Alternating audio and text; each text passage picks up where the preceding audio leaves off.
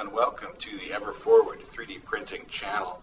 I'm Andrew Fisher, member of DPR's EverForward construction technology team, and today I wanted to ask the question, why do we want to 3D print? What do we want to do in the AEC industry around 3D printing? What are the advantages for DPR in doing this? So this is what we're going to talk about in the next couple minutes. So there are a couple terms I think that need to be defined up front, specifically digital fabrication, additive manufacturing, and a few others. I want to talk about some exciting new possibilities, looking at current state, and when I say current state, I'm talking about the ways that 3D printing changes current uses, and we'll even look at a few near future concepts that are still emerging. So I think there's a lot of different terms that mean similar things. They don't all mean the same thing, and I wanted to discuss just a few of those. There'll be a later video that goes into these different technologies in greater detail. But when it comes to 3D printing, I see this as one other tool in the toolbox. And of the objects you see here, two of these were 3D printed, and the third was developed using three different technologies. So a couple terms you might have heard, AM, or additive manufacturing, CNC, or computer numerical control. So additive manufacturing, this is any process whereby the object is created and it's just adding material to something until it becomes the finished part. So there's a couple different technologies that you can see here that are additive manufacturing technologies. And if somebody takes material away, they remove something from a part, that's called subtractive manufacturing. So a couple examples of that. On the left side, you can see it's like one of those clips you might use to hold a potato chip bag closed. And so that was made on a high-end printer, but the fused deposition modeling, FDM, is an additive manufacturing process that you can also get into for just a few $100. You can find an inexpensive printer that can do a similar part for you. Stereolithography involves the curing of the liquid into a solid, usually using lasers or even DLP projection.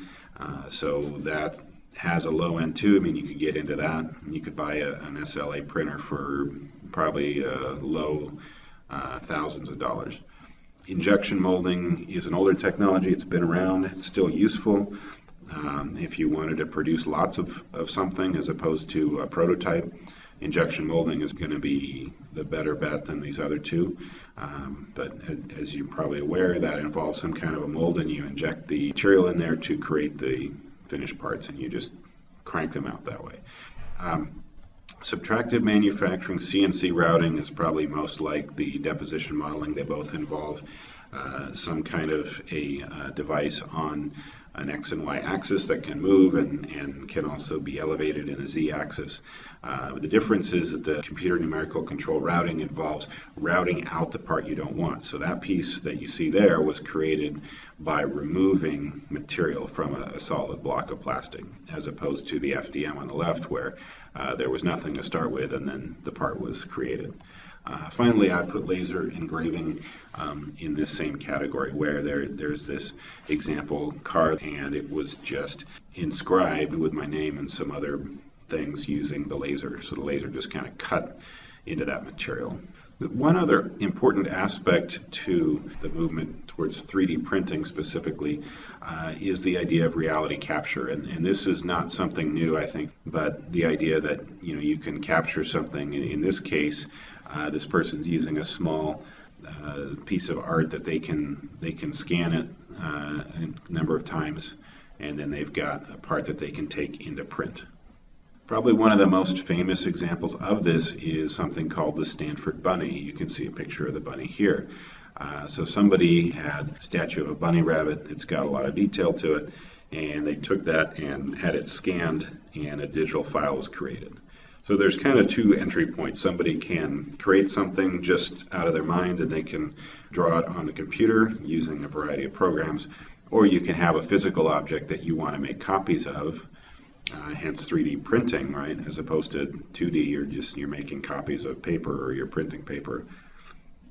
But it works either way. You can have something that you're making a copy of, or you can have something that you designed digitally and you want to print. At some level, the computers and the systems are going to see this as a series of what's called triangulated meshes. Every facet of that bunny rabbit is reduced to a triangle, and all those triangles need to create one continuous envelope or skin, hence it's a triangulated mesh.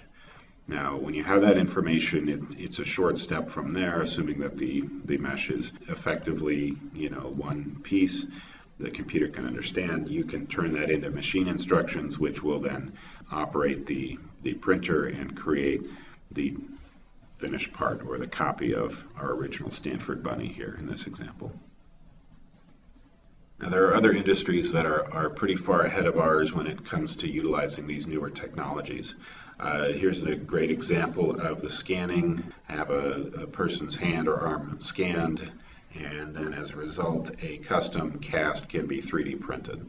The entertainment industry is another one that's taken huge advantage. You may be talking about a very expensive printer that could produce something like this, but when you need it for a multi-million-dollar film, then it's pretty easy to crank out those custom parts and pieces that you need to go do your film. So here I just wanted to highlight this last line in the poster, the one that says this is only possible via 3D printing. We don't know which technology in particular they were using. There is more than one technology that could be considered 3D printing.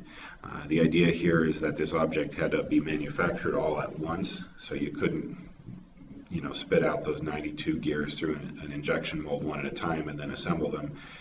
They're saying that because of the tolerances, it had to all be manufactured as in one go.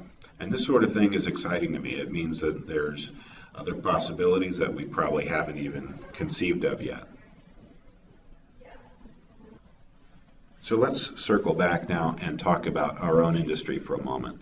What really got me excited about 3D printing in the first place was the ability to create concept models. Now, this one in the image on the left would be very expensive because that facade is all rendered in metal. It's also quite durable, as you could imagine. But in my experience, and kind of starting out and working at smaller design firms, having to assemble models by hand and glue your fingers together and all that stuff, I kept thinking there's got to be a better way. There's got to be a more efficient way to put one of these together. It was a lot of people, a lot of manual labor for just a model.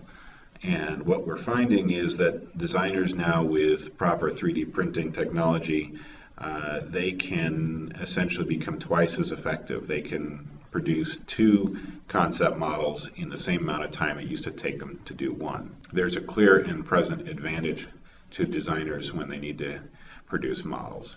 Something else that's intriguing to me is this idea of the full-scale mock-up. And I know we don't build mock-ups all the time, but I'm still not talking about production. I'm talking about prototyping. But on the right side, you can see this egg crate shape.